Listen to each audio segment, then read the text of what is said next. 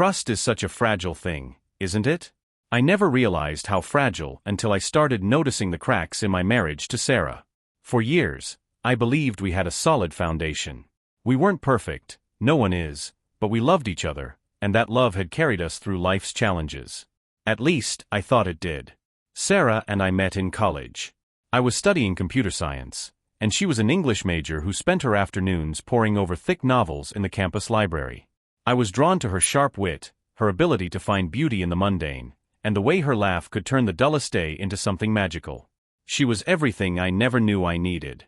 We got married after graduation, bought a small house in the suburbs, and built a life together. For the first few years, we were a team. We navigated careers, scraped together enough to fix up the house, and shared late-night talks about our dreams for the future. When our daughter Lily was born, I felt like I had everything I could ever want. Sarah was an amazing mother, and I loved watching her and Lily together. But as the years passed, the connection that once felt so strong began to fray. At first, it was subtle. Sarah started staying at work a little later, taking on extra projects that required overnight trips. I told myself it was normal. She was ambitious, and her career as a marketing manager was demanding. I understood that. I supported her. But then the excuses started to feel less convincing. She'd come home from a team dinner, looking more energized than tired. She began wearing outfits I hadn't seen before, using a perfume that was new and unfamiliar. When I commented on it, she'd shrug and say, "Oh, I just felt like treating myself." It wasn't just her appearance. Our conversations changed. Sarah used to share everything with me, her thoughts on the books she was reading, her frustrations at work, her dreams for our future. But now she was more guarded. When I asked how her day went, she'd give short, vague answers and then retreat to her laptop or phone. One night, while we were watching TV, her phone buzzed. She picked it up, glanced at the screen, and smiled. It was a subtle smile, but it lingered just a moment too long. "Who's that?" I asked, trying to keep my tone casual. "Just a friend from work," she said, setting the phone face down on the coffee table. I didn't press her on it. I told myself I was overthinking, that she had every right to have friends, and that I shouldn't be the jealous, paranoid husband. But the knot in my stomach didn't go away. Over the next few months, the patterns became clearer. The late nights, the business trips, the laughter at her phone. Once, I overheard a snippet of a phone call where her voice was softer, warmer than I was used to hearing.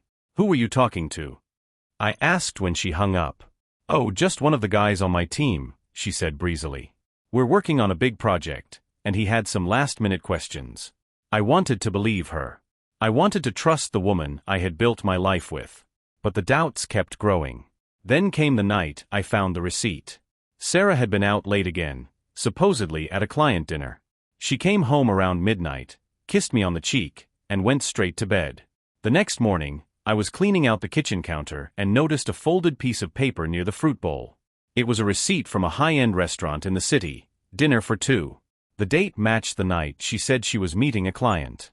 When I confronted her, she didn't miss a beat. "Oh, that's from the client dinner," she said.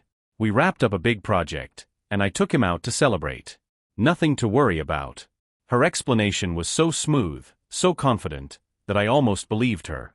But something about the way she said it didn't sit right. She didn't look me in the eye. The doubts consumed me. I started paying closer attention, watching her expressions, her body language, the way she spoke about her day. Every time her phone buzzed, I wondered who it was. Every time she left the house for work, I wondered where she was really going. I felt like I was going crazy, but I couldn't stop. Then one evening, I saw it. She had left her laptop open on the kitchen table, her email account still signed in. I shouldn't have looked, I knew that. But something inside me took over, and I clicked on the first email from a name I didn't recognize. It was signed Ben. The emails weren't explicit, but they were intimate. They referenced inside jokes, shared moments that didn't align with any work events she had mentioned, and a level of familiarity that no colleague should have. My hands shook as I scrolled through the thread. The more I read, the more my heart broke. This wasn't just a casual work friendship. It was something more. Something that had been hidden from me for months. When Sarah came home that night, I confronted her. "Who's Ben?" I asked, holding my voice steady. She froze for a moment before answering. "He's just a friend," she said. What's this about? I read your emails, I admitted. I saw the way you two talk to each other. That's not just a friend, Sarah. That's something else entirely. Her face crumpled, and she covered her mouth with her hand. I can explain, she said, her voice shaking. It's not what you think. Then tell me, I said, my voice rising. Tell me exactly what it is. She hesitated, tears filling her eyes. We've been talking a lot, but it's nothing serious. I swear, I never wanted it to go this far. How long? I asked, my chest tightening. 6 months, she admitted, barely above a whisper. 6 months. Half a year of lies, of late nights, of secrets. I felt like I'd been punched in the stomach. I'll end it, she said quickly. I'll cut him off, block his number, delete his emails, whatever it takes. Just don't give up on us. I stared at her, searching for some sign of the woman I fell in love with. But all I saw was betrayal. I need time, I said, my voice trembling. I need to think. She nodded, tears streaming down her face, and walked away. I sat there in silence, the weight of her confession crushing me. The foundation of our marriage had crumbled, and I didn't know if it could ever be rebuilt. In the days that followed, the silence in our home was deafening. Sarah tried everything to reach me, leaving notes in my work bag, sending apologetic texts throughout the day, even offering to go to counseling. But every time I saw her, all I could think about were those emails. Her laughter at his messages, the way she had looked at me and lied so easily. I slept in the guest room, unable to share a bed with her. Each night, I stared at the ceiling, trying to process what she'd done. My mind kept looping back to the same questions. How could she betray me like this? How had I missed the signs for so long? And most importantly, could I ever forgive her? She went to therapy on her own, saying she wanted to understand why she'd done what she did. She wanted to fix things. But as much as she tried to prove she was committed to change, I couldn't shake the anger, the hurt, the constant doubt. One evening, after dinner, she approached me cautiously. John, she began, her voice soft. I know I've hurt you more than I can ever put into words. But I need to know, do you think we can work through this? I looked at her, the woman I had built my life with, the mother of my child, and I felt a pang of sadness. I wanted to say yes. I wanted to believe that love could heal the wounds she had caused. But I also knew the truth. I don't know, I said honestly. I don't know if I can trust you again. I don't know if I can ever see you the same way. Her eyes filled with tears. I'll keep trying, she said, her voice trembling. I'll do whatever it takes.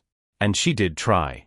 She attended every counseling session I agreed to, shared her schedule down to the minute, left her phone unlocked, and answered every question I asked. But the more she tried to fix things, the more I realized that trust couldn't simply be restored by effort alone. It had to be earned, and the foundation it needed was gone. One night, after Lily had gone to bed, I sat Sarah down at the kitchen table. We need to talk, I said, my voice calm but firm. She nodded, bracing herself. Okay. I've been thinking a lot about us, I began. About everything that's happened, and about where we're going. Her hands fidgeted nervously on the table. And I don't think I can move past this, I said, my voice breaking slightly. I don't think I'll ever be able to trust you again, no matter how hard we try. She stared at me, her eyes wide and filled with tears. John, please. I'm not saying this lightly, I interrupted. I wanted to find a way through. I wanted to believe that we could fix this. But every time I see you, every time I think about what you did, I feel that same pain all over again. And that's not fair to either of us. Her sobs filled the room. But we have Lily, she pleaded. She needs us. She needs her family. I nodded, tears streaming down my face. I know. And we'll always be her parents. But staying together when I can't trust you isn't the answer. It will only make things worse for her in the long run. The next few weeks were some of the hardest of my life. We agreed to separate. Sarah moved out, renting a small apartment not far from the house so she could be close to Lily. We worked out a co-parenting schedule that allowed Lily to spend time with both of us, and we promised to keep things civil for her sake. There were moments when I questioned my decision, nights when I missed the way things used to be, when I longed for the comfort of the life we'd built.